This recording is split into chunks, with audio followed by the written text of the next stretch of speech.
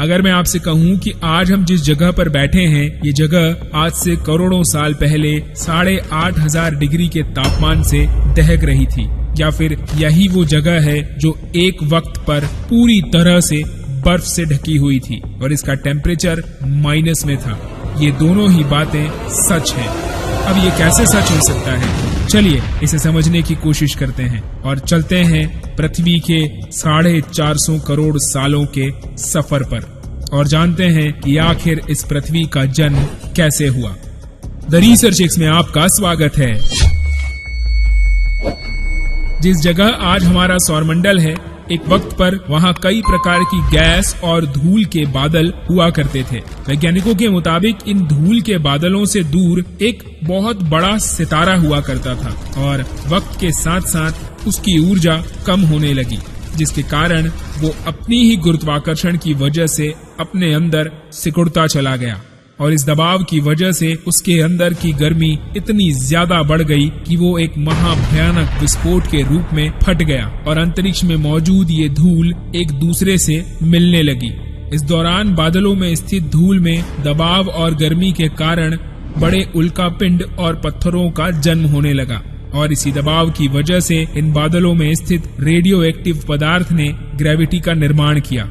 अब ध्यान दीजिए, इसी ग्रेविटी के कारण इन बादलों के केंद्र में हाइड्रोजन और हीलियम इकट्ठा होने लगी और जब इनकी मात्रा बहुत ज्यादा बढ़ गई तो दबाव और गर्मी के कारण एक और विशाल विस्फोट हुआ और इस विस्फोट के कारण जन्म हुआ हमारे सूर्य का। अंतरिक्ष में फैले एस्टेरॉइड यानी कि क्षुद्र ग्रह में भारी वजन होने की वजह से ये सूरज के करीब आकर उसकी परिक्रमा करने लगे और धीरे धीरे इन्हीं एस्टेरॉइड में भारी टकराव होने लगा। इसके फलस्वरूप Mercury, Venus, Earth, Mars, Jupiter, Saturn, Uranus, Neptune जैसे सारे प्लैनेट्स का जन्म हुआ और इन्हीं सब के साथ एक और ग्रह था जो मार्स यानी मंगल ग्रह और हमारी पृथ्वी के बीच में परिक्रमा किया करता था। इस ग्रह का नाम था थिया। पृथ्वी की अपनी ग्रेविटी होने की वजह से इस पर लगातार कई एस्टेरॉइड का हमला हो रहा था और यही क्रिया थिया पर भी चल रही थी। धीरे धीरे करोड़ों सालों तक ये घटना यूं ही चलती रही। इसके कारण ये दोनों ग्रह यानी पृथ्वी और थिया एक दूसरे के करीब आने लगे और ये इस हद तक करीब आ गए कि थिया जोर से आकर पृथ्वी से टकरा गया। इस भयंकर टकराव की वजह से पृथ्वी का एक हिस्सा कई छोटे छोटे कणों में अंतरिक्ष में फैल गया और एक रिंग के रूप में पृथ्वी की परिक्रमा करने लगा। परिक्रमा करते हुए इन्हीं कणों में आपस में टकराव होने लगा और धीरे धीरे ये टकरा कर इकट्ठा होने लगे और इन्हीं के एक साथ मिलने की वजह से जन्म हुआ चांद का। चांद के जन्म के पहले पृथ्वी अनियमित रूप से सूर्य के चक्कर लगाती थी, न ही इसका अपनी एक्सिस पर झुकाव था और न ही रोटेशन की कोई टाइमिंग। चांद के जन्म के दौरान पृथ्वी में बहुत कुछ बदलाव आए। उस वक्त एक ही समुद्र हुआ करता था और वो समुद्र था कई हजार डिग्री सेल्सियस पर उबलते हुए लावे का। ये तमाम चीजें जिन्हें आज हम अलग अलग नाम से जानते हैं उस वक्त नहीं थी। समय के साथ साथ पृथ्वी धीरे धीरे ठंडी हो रही थी, इसके कारण पृथ्वी के भारी तत्व जैसे धातु और रेडियो एक्टिव पदार्थ पृथ्वी के केंद्र में जाकर इकट्ठा होने लगे और हल्के पदार्थ पृथ्वी की सतह पर आ गए। लाखों सालों तक पृथ्वी पर उल्कापिंडों की बरसात हुई और इन गिरते हुए उल्कापिंडों में जमा नमक, मिनरल्स और पानी करोड़ों सालों तक धरती पर यूं ही आता रहा। उल्कापिंडों की ये बरसात यूं ही होती रही। इसी वजह से धीरे धीरे पृथ्वी की ऊपरी सतह पानी से ढकती चली गई। वैज्ञानिकों के अनुसार ये वही समय था जब पृथ्वी पर गहरे समुद्रों का निर्माण हुआ और इनके अंदर दहकते हुए ज्वालामुखियों ने पहली बार जन्म दिया सूक्ष्म जीवों को। लाखों साल बाद एक वक्त ऐसा आया जब पृथ्वी की पूरी सतह पानी से ढक चुकी थी। हमारी पृथ्वी के अंदर रेडियो एक्टिव पदार्थ मौजूद होने के कारण ये अंदर से गर्म होते रहती है, लेकिन जब जब पृथ्वी की ऊपरी सतह की जमीन ठंडी होती है तो पृथ्वी के अंदर की गर्मी बाहर नहीं निकल पाती और इसके कारण इसके अंदर की गर्मी ज्वालामुखी विस्फोट का रूप लेती है। और उस वक्त भी कुछ ऐसा ही हुआ। पानी से ढकी हुई पृथ्वी पर हजारों की तादाद में ज्वालामुखी निकलने लगे और आने वाले लाखों सालों तक इन ज्वालामुखियों का निकलना यूं ही जारी रहा और इन ज्वालामुखियों के कारण जमीनी हिस्सा पानी से बाहर आने लगा। लेकिन इस वक्त तक भी पृथ्वी पर कोई वातावरण नहीं था।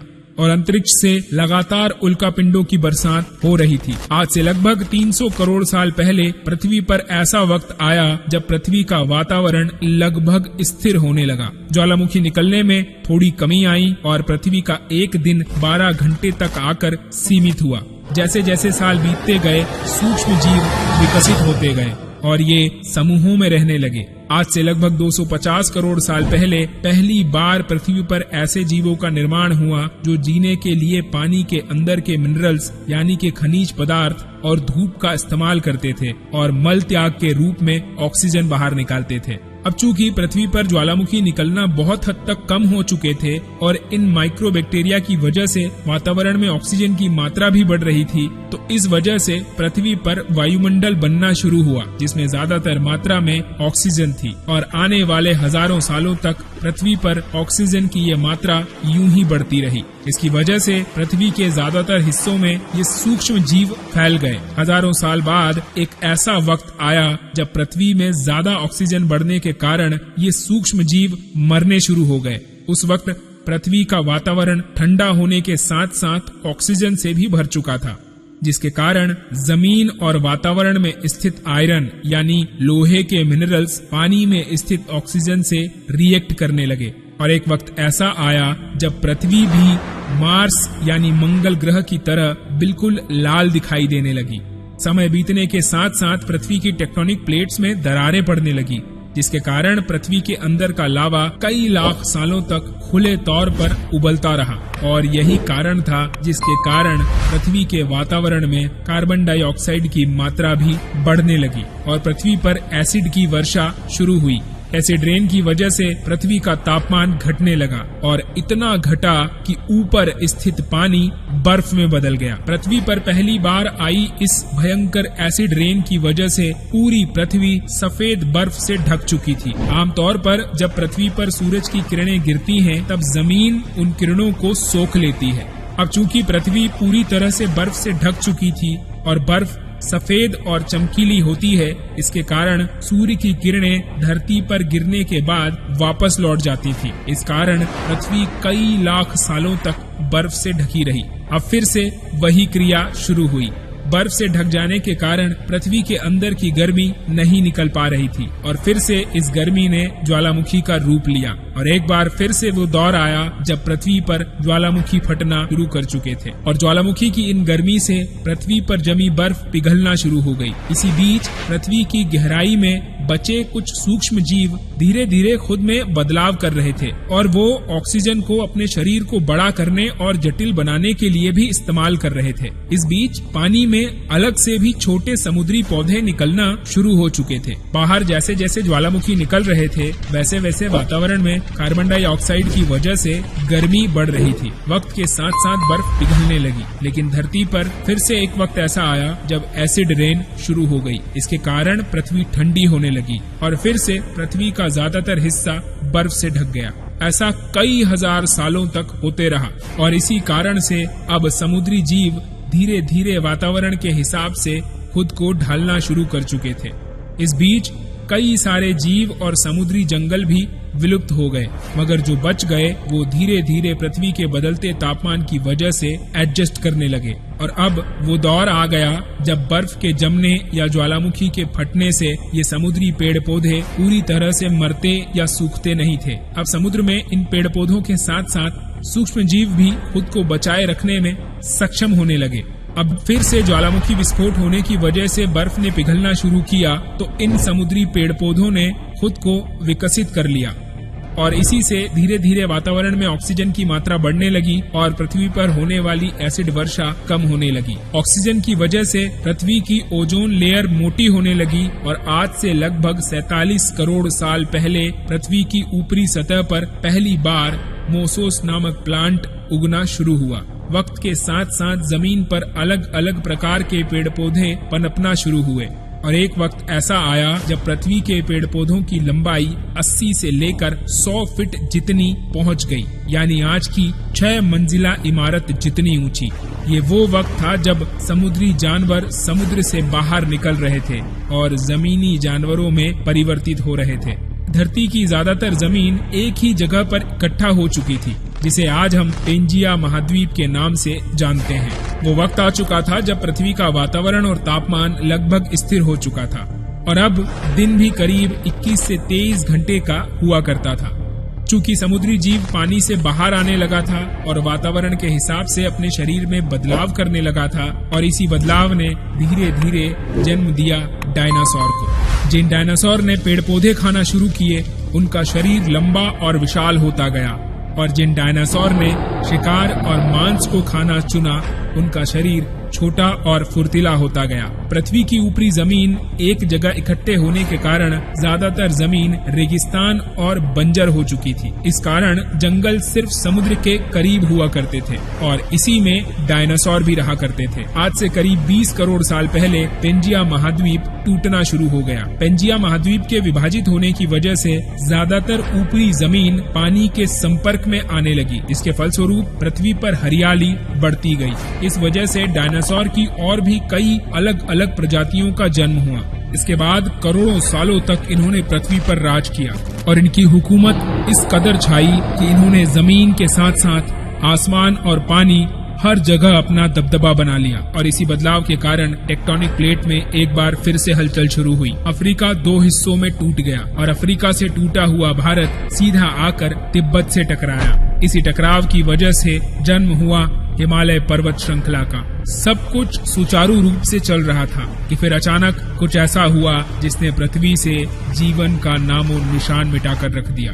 आज से तकरीबन 6.5 करोड़ साल पहले माउंट एवरेस्ट से भी बड़ा, लगभग 4.5 लाख करोड़ जितना वजनी एक उल्का पिंड 80,000 किलोमीटर प्रति घंटे की रफ्तार से आकर पृथ्वी के वायुमंडल में प्रवेश किया। इसकी वजह से ये तेज आग की लपटों से घिर गया और इन्हीं जलती हुई लपटों के साथ ये टकराया पृथ्वी की ऊपरी सतह से। इसके टकराव से इतनी ऊर्जा उत्पन्न हुई जितनी कि 10 करोड़ परमाणु बम के एक साथ फटने पर होती है। जहां ये उल्कापिंड गिरा, वहां 1 सेकंड से भी कम समय में सारे पेड़ पौधे और जानवर भाप बनकर उड़ गए। इसके गिरते ही पृथ्वी पर बुरी तरह से धूल और गैस के बादल छाने लगे। समंदर में भयंकर बाढ़ आने लगी और पृथ्वी हर तरफ से आग की लपटों से घिर गई और मात्र कुछ ही घंटों में पृथ्वी का पूरा वातावरण हानिकारक गैस और धूल के बादलों से घिर गया। पृथ्वी पर नर्क जैसी स्थिति बन चुकी थी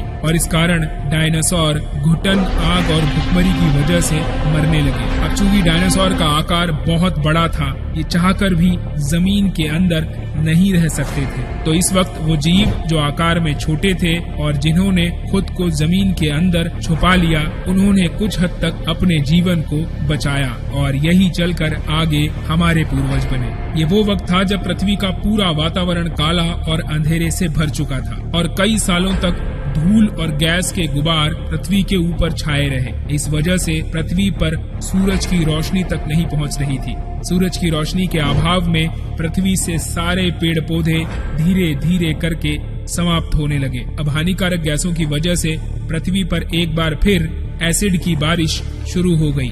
एसिड रेन की वजह से एक बार फिर धरती ठंडी होने लगी, लेकिन इस बार पृथ्वी की बर्फ लाखों सालों तक नहीं जमी, बल्कि कुछ 80 से 90 हजार सालों बाद ये बर्फ पिघलना शुरू हो गई। और जैसे ही पृथ्वी का वातावरण फिर से पहले जैसा होने लगा, वैसे ही इन छोटे जीवों ने जमीन से बाहर आना शुरू कर दिया। उस वक्त पृथ्वी की बर्फ पिघलना शुरू हो चुकी थी। एक और बर्फ पिघल रही थी तो वहीं दूसरी ओर अफ्रीका के घने जंगल धीरे धीरे कम हो रहे थे और खुले घास के मैदान तेजी से बढ़ रहे थे।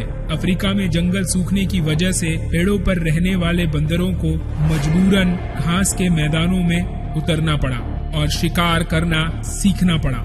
इस वजह से धीरे धीरे इन्होंने 4 पैरों की बजाय 2 पैरों पर चलना और दूसरे जानवरों का शिकार करना भी सीख लिया। खाने की कमी की वजह से धीरे धीरे ये पृथ्वी के अलग अलग हिस्सों में फैलने लगे और इसी की वजह से इनके शरीर का आकार, रंग और रूप भी बदलने लगे। इनका जीवन काल मौसम के हिसाब से बदलता चला गया।